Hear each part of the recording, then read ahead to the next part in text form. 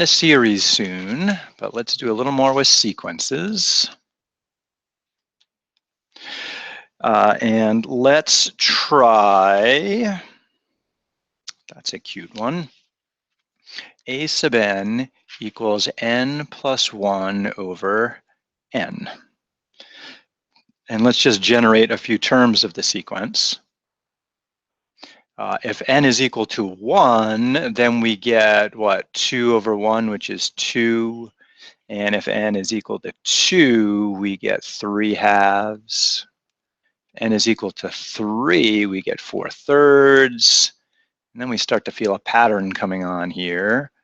2, 3, 4, so what, 5/4. And what's next? 6/5. And 7/6, on and on and on. And I set up some graphing tools for us. So did that finish running? Oh, still running. All right, hopefully I won't kill my computer. So if you go to our MyOpenMath site, in 10.1, I put a link to my Desmos graph. And if you click on Edit Graph with Desmos, then it takes you to this page here, and then you can put your sequence in right there. So I'm just going to replace this with n plus 1 over n. And so it's showing me the graph there. And I can minimize that and kind of mess around with it. Yeah, it looks like it's approaching 1. So let's see if we can figure out why. So the graph is showing us that. So we want to take, what is the limit as n goes to infinity of n plus 1 over n? And I mentioned the other day, this is the same thing as the functions you've done before. So this would be a lot like saying f of x equals x plus 1 over x, find the limit.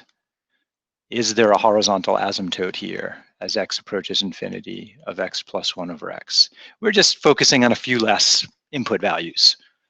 Okay. And here we know some rules that these are both polynomials, right? And they have the same degree. So then one of the rules we had before was that the leading coefficients take control, and so the limit should be 1 over 1 or 1. Another way to look at this would be to apply a little bit of algebra to it. So I could say this guy right there is n over n plus 1 over n, which equals 1 plus 1 over n. And then taking the limit of that, we have a rule from our limits of functions that says you can bring the limit and distribute it through a sum or a product or a quotient or a difference if both limits exist. So you got to kind of cheat and test to see if they exist. So this should be equal to the limit as n goes to infinity of 1 plus the limit as n goes to infinity of 1 over n. And this is a well-known limit to us. As n gets bigger and bigger and bigger, 1 over n is going to be getting smaller and smaller and smaller. So it's going to 0 from above. This guy right here, there's no n, it's just 1. So we get another limit of 1 if we look at it that way. Okay. So we're going to just scratch our heads and get used to some old limit patterns that we've seen before. Let's see, the idea of convergence of sequence.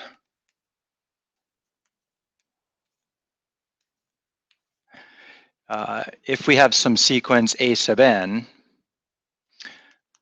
if the limit as n increases of a sub n is equal to some real number L, that implies convergence.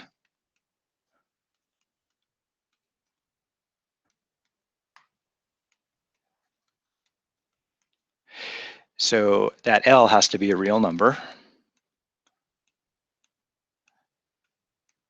Otherwise,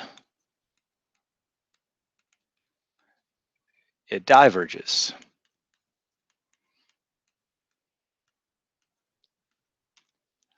So some examples of divergent series would be something like if I let, let's call it b sub n equal -1 to the power n. What list of numbers does that give me? Well, if n is 1, I get -1. If n is 2, I get 1. If n is 3, I get -1 and 1 and -1 and 1 and on and on and on. Okay, this never settles down to a particular real number. It's bouncing back and forth. So we say this diverges because it doesn't converge to a single number. Okay. Sometimes we can bounce around even more than that. So consider C of n is equal to the cosine of, how about n pi over 2? What list does that give us? Well, if n is 1, which is typically where we start, we get cosine of pi over 2. Cosine of pi over 2 is 0. And if n is 2, we get cosine of pi, which is -1. And then cosine of 3 pi over 2, where does that put us? That puts us at 0 again. And then cosine of, let's see, 4 pi over 2, which is 2 pi. Cosine of 2 pi is 1. And you see a pattern developing here, right? We just ran through its period, so then it's going to go 0, -1, 0, 1, 0, -1, 0, 1. What's the limit of this? Well, it doesn't settle down, so this one diverges too. So we have two divergent series. So one way we can diverge is by just refusing to settle down. Other way we can diverge is by growing. So for example, think about even numbers, the sequence 2n. So let's call this sequence E sub n. E sub n is equal to 2n. That's the list 2, 4, 6, forever and ever, ever. And when we take the limit as n goes to infinity here of 2n, what do we get?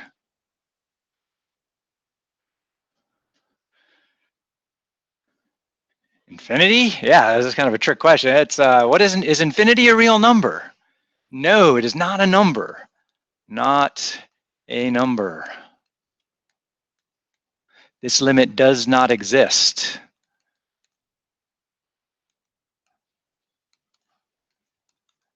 There'll be some homework questions where you're going to have limits that don't exist, and usually we write DNE, and the homework problem usually prompts you to do so if it doesn't exist, does not exist. But this is things, we can be more specific than that sometimes, because it doesn't exist, but it's got a direction, right? This is increasing without boundary,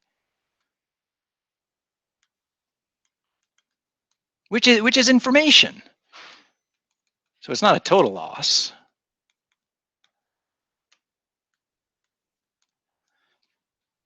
Okay, but still, infinity is not a real number. Sometimes it could be negative infinity, so it just kind of depends. Often we're hoping for some kind of asymptote, which means we can find a limit, okay? How about, let's see. This is a cute pair of things here.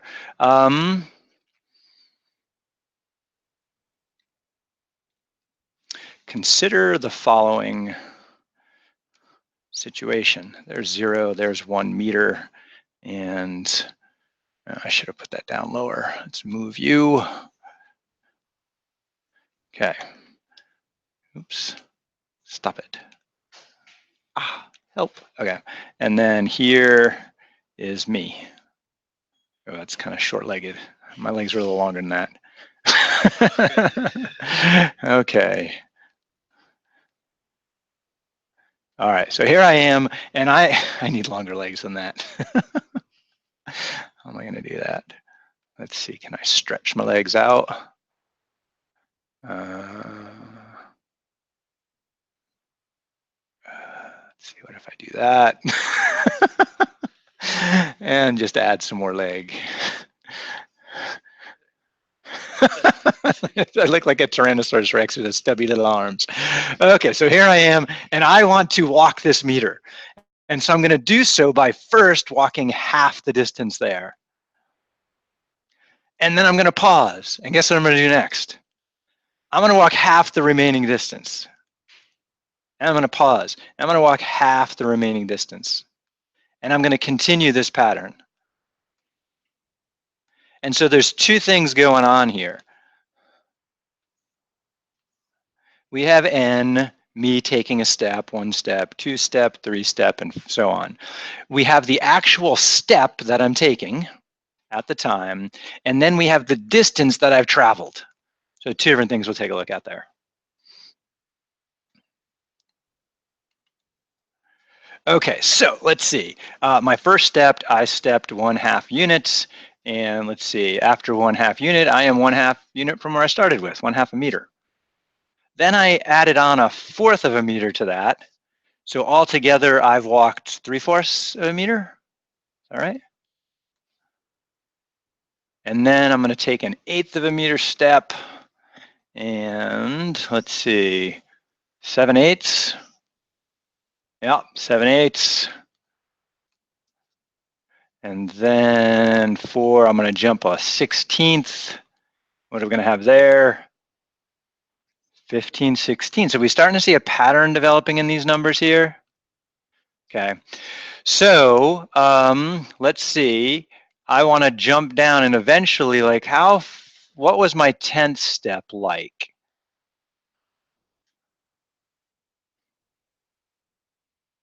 Let's see. I have a 1/2, a 1/4, a 1/8, a 1/16. So we want to kind of try and connect each step with the index number, right? Remember, the n is called our index here. So is there a connection between 4 and 16, 3 and 8, 2 and 4, 1 and 2 that I can apply down here? What would you say? It's a power, yeah. So there's a couple ways I could write it. You think 1/2 to the power, what's that? 10? Yeah, 1/2 to the power 10. Good, okay. Now, that's going to be my denominator for both of these, right? Okay, so this answer is going to have something like 2 to the 2 to the second. No, 2 to the 10th. There we go. And then -1. Excellent. Let's continue out of the way. And there we go. So I'm going to have 2 to the 10th in the bottom, and the top I'm going to have 2 to the power 10th, and then -1 right there. Yeah, 1 less than that. Okay, so let's think about some limits here. So talking about my nth step should be 1/2 to the n, shouldn't it? And the limit as n increases of 1/2 to the n, well, that's even better than 1/n. It gets small faster. That's definitely heading to 0. My step is getting smaller and smaller and smaller. Can't get any smaller than 0. So we have that nice asymptotic relationship. So anytime we have sequences that have limits, we have an asymptote involved. Then we have the distance. And so the nth distance appears to be 2 to the nth minus 1 divided by 2 to the nth, which, couldn't we do a little algebra on that? Wouldn't that be the same thing as dividing both of these by 2 to the n, 1 minus 1/2 to the n? And so then we take the limit of that sucker, as n gets bigger, 1 minus 1/2 to the n. The limit of 1 is just 1, and the limit of that guy is 0. So in the end, I get 1 minus 0, which is just a limit of 1, which makes sense because I was trying to walk a meter. Now there's a little bit of a problem here, because will I ever get there? Not in my lifetime if I step every second. If I could somehow increase the speed of my step, so if my speed got twice as fast, but then I'd kind of be moving infinitely fast at some point or approaching that. So that seems impossible too. There's no way for this to physically happen for real. So there's this kind of conundrum going on. However, the limit isn't actually getting there. It's what's the most the process can possibly be. And here's the catch on that. A limit is a dare. I don't know if you remember this from Calc 1. So a limit is a dare. Okay. Melissa dares me to get within 1/1000th of that meter. Okay, so she wants my margin of error there to be less than or equal to 1/millionth. Is that a million? I'm missing a zero somewhere. There we go. That guy's in the wrong spot. There you go. Oh, and that guy's in the wrong spot too. What the heck? Okay, that's better. So 0.00, let's see, tenths, hundreds, thousandths, 10,000, 100,000, millionths. Whew. Okay, so that's what we want the error to be. Now we also know the formula for the sum, and so we know our sum is 1 minus 1 over 2 to the n. And we're trying to get to 1. So if let's see, that number right there is less than 1. So if I do 1 minus that, right? So this is the limit, L.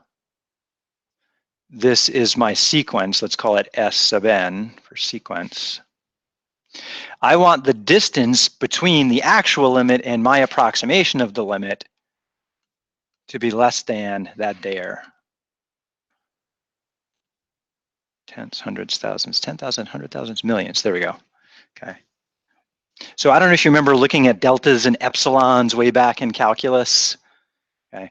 They give the statement that the limit exists if for any little n that is bigger than some big N, whenever the error in me getting to that limit is less than some number epsilon. Now we also want our error to be positive. So we usually take the absolute value just so we don't mess up the subtraction. And the epsilon here, that's that dare that Melissa gave me. I dare you to get that close. And so all I have to do is figure out how many steps it's going to take me to get there. Right? And generally, if I have a formula for the sum, I can solve the inequality and say, hey, if I go that many steps, I'm there. And if I go farther, I'm closer than you wanted. So ha. Right? And then she'd dare me to get closer. And the thing is, if I can get always closer and closer and closer, no matter what that dare is, then the limit has to exist because we can get as close to it as you ever want to get. Okay, so that's the technical definition of a limit, kind of taken down a little less technical. So we could solve this inequality here, right?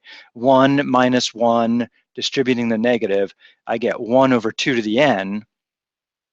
That has to be less than a millionth.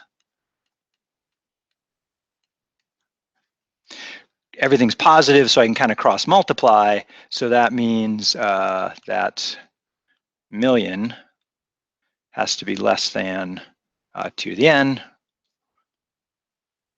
And let's see, how do we get rid of exponents that are variable?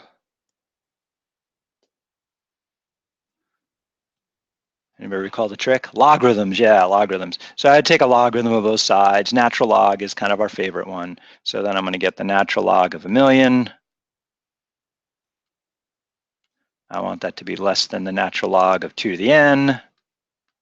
And the properties of logarithms is that the power comes out as a multiple.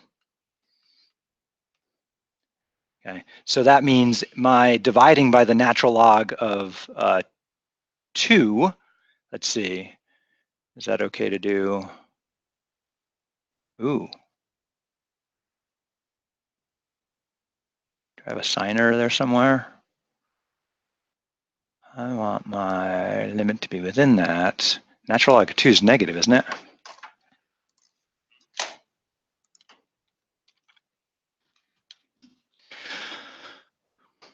Oh no, it's positive. Whew. Okay, why was I thinking it was negative? I don't know either. Oh, can logarithms be negative? Yeah. You just can't have a negative number inside, right? Yeah. Anyway, so then I get n is greater than, because the monster's eating the bigger piece, the natural log of a million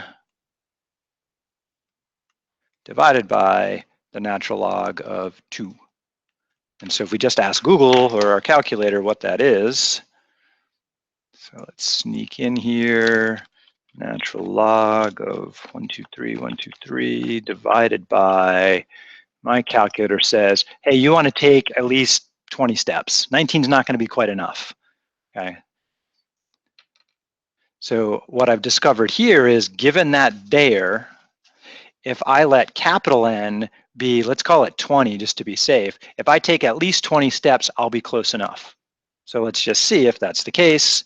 We have a formula back here that says this is the total distance traveled. So I just want to plug in a 20 there and see how close to 1 I actually am at that point.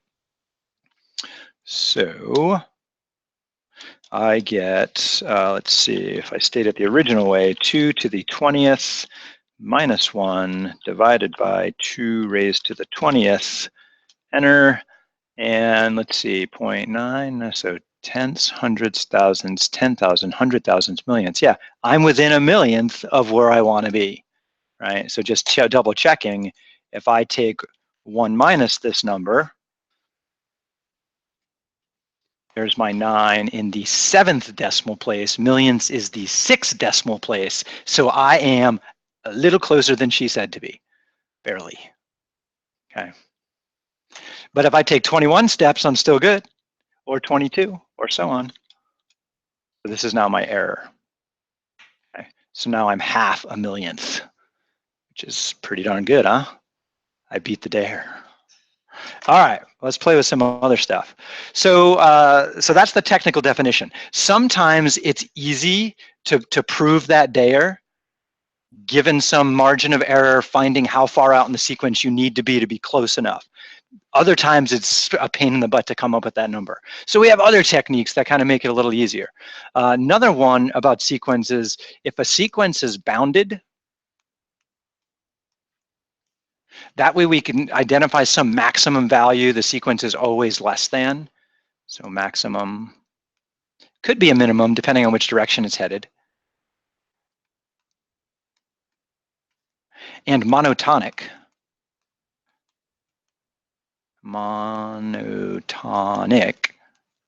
Monotonic means either strictly increasing or strictly decreasing. Can't wiggle around.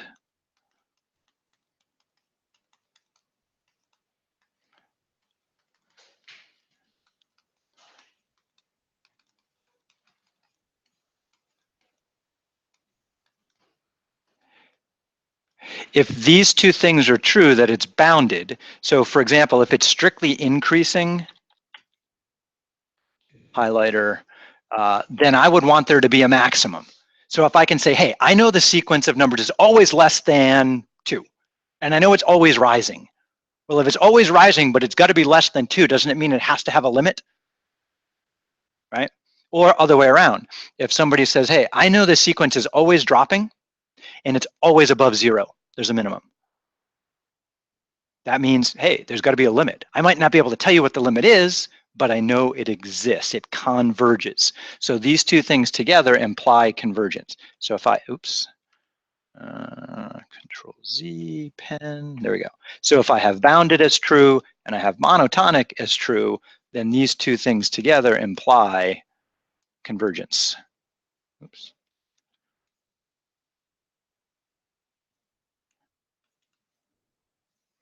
So just a simple example that we've already looked at. Suppose we have the sequence a sub n equals 1 over n. Now we plotted some points on this and we said, hey, you get 1 and then 1/2 and then 1/3. It seems to be decreasing. Okay. Now, it seems to be decreasing isn't good enough. You got to prove it. How do you prove something is decreasing? Well, what you do is you show for decreasing that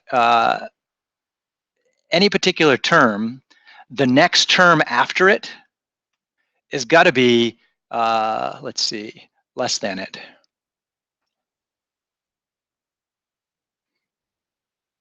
Okay, so if the next term is smaller, yeah, that's what decreasing means. Okay, so if we try that here, is it true that 1 over n is greater than 1 over n plus 1? Now, something to consider, since we have fractions and we're going to be multiplying and dividing, are they positive here? Well, n's a counting number, so yeah, they're positive. So, but we got to double check that. So I can cross multiply here, And so that's going to give me n plus 1 is greater than n. Well, duh, that seems right. But if you're still not convinced, take it farther. What would I do next? Well, I think I might subtract n to the other side, in which case I'm going to get 1 is greater than 0. Okay, finally, I cannot argue with that, right? Sometimes you'll see it sooner. Like right here, most people are like, oh yeah, I buy that right there. Check. Sometimes we gotta, it's a rough day, I haven't had enough coffee there, we gotta take it this far. Oh yeah, right, definitely true there. So we've established decreasing. The other thing is we want to establish a bound. Well, here, so I've got monotonic. For the boundary, you just kind of make a guess by just looking at it a little bit, and experience helps. Let's see, I know n is a counting number, right? Counting number, which implies that n is greater than 0. Well, my sequence here has a positive number divided by a positive number, so I'm pretty comfortable in saying that 1 over n is also greater than 0. And so there's my minimum, my lower bound. So my lower bound is 0. So I've shown that my sequence is decreasing and it has a lower boundary, therefore it must be convergent. I haven't established what it converges to, I just know it's convergent. And so here's the trick. Sometimes it's a lot of work to find that limit. And so it's not a bad idea to, if you anticipate it's going to be a ton of work, let's make sure it's worth the effort. Okay, so if we can say, yes, it's convergence, okay, now we expend our effort to actually find that number. Other times we just look at it and say, oh, I've seen this before, I know the number, the limit is 0. Sometimes the lower boundary or the max is the limit, but we don't always know that. Sometimes it's trickier than that. So I'm going to give you a trickier sequence right now. Let's see if we can figure it out. Okay, so this is one of these I did not rehearse ahead of time, so this could be very interesting. Let's oops, wrong kind of pen. Let's do blue. What did we call that one over there? We called it A. Let's do a B. Let's say B sub n is equal to, how about 1 plus 1 over n to the power n. Okay, so let's list out some numbers here. So let's see if it's always good to explore numerically. If n is 1, I get 2 to the first, which is 2. Okay. If n is 2, I get 1.5, which is 3/2 squared, which is 9/4. Is that right? All right, and if n is 3, I get, I think I'm going to rewrite that as n plus 1 over n because it's easier to think about that way. So let's see, 3, that gives me 4/3 to the third. Let's see, what's 4 cubed? 64 over 27. And I think I would desire some decimals right now. So I'm going to whip out a calculator of some kind. Let's take that Desmos script I have here and just put in a new, hey, look, it's all ready for us. All I need to do is wrap that sucker in parentheses and raise it to the power n. Ooh, check it out. There it is up there. Let's see, I think I need to zoom out. Sometimes the scale in Desmos doesn't work for me, and so you can go to the configure menu here and say, let's let y go from, I think 0 is probably sufficient, up to 3 is probably good. And just kind of guess around. We got x, let's go out to, oh, we'll leave it. Let's go to 20 first, and then we'll move from there. Okay, so there, that appears to be increasing, okay? And it looks like it's kind of leveling out, all right? Let's see, can we get this guy to tell us what those numbers are? No, oh yeah, check it out. Do I just click on them? Or point to it? Hello, click on it, I guess, 2.6, 2.6, 2.6-ish. think we need to go out farther, like 100 maybe.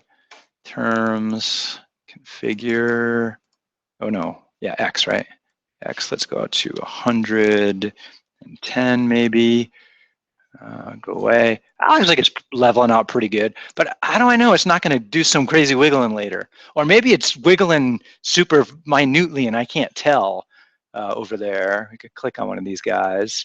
2.7-ish, 2.7-ish. Oh, it's doing something. Okay, so let's see. What can we show about this thing? Does it appear to be increasing or decreasing?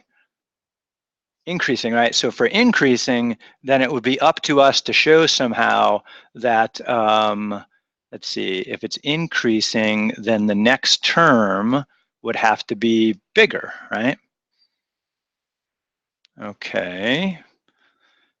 Ooh, that's going to be interesting. So a sub n, I don't know which is the better version. I'm going to go with the bottom one, I think, is n plus 1 over n to the n, and we are wondering when that is less than, drop an n plus 1 in. So the numerator is going to be an n plus 2 now. Denominator is an n plus 1 to the power n plus 1. Interesting.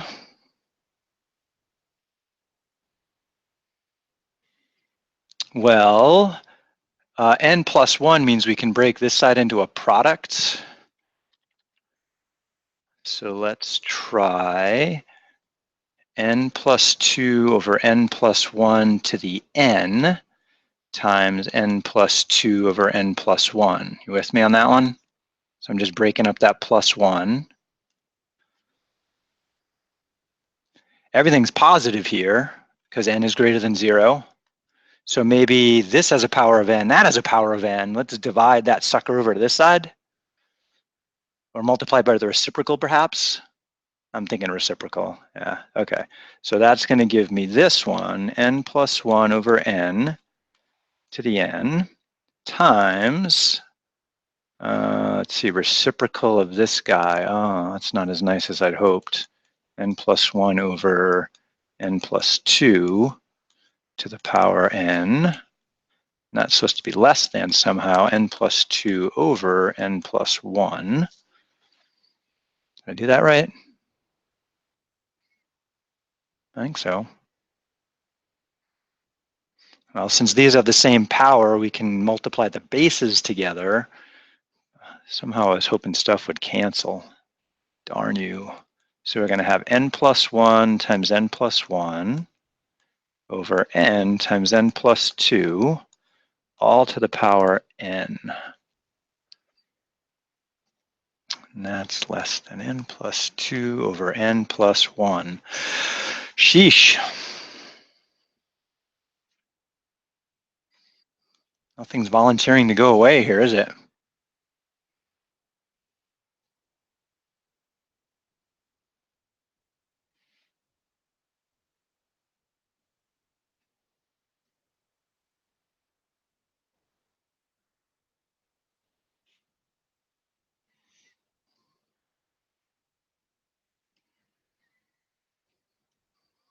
Well, that looks... Yeah, we can bring the n plus 1 to the third over. I might as well bring the n plus 2 down there too, right? Well, if we do that, then we'll have an n plus 1. Oh no, we can't put those together. They don't have the right powers. Yeah, darn. Okay, so what else could we do? Well, I mentioned earlier that all of this stuff is like functions you've seen before. So what we could do instead is say, well, let's consider the function f of x. Is there anything we can do there to help us out? So consider f of x equals 1 plus 1 over x to the power x. And we were trying to explore the idea of increasing, right?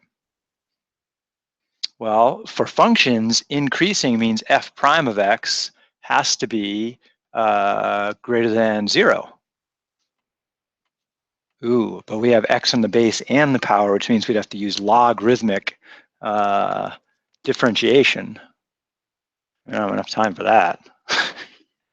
Okay, so that's a thought though. We might do this later. Okay, so maybe later.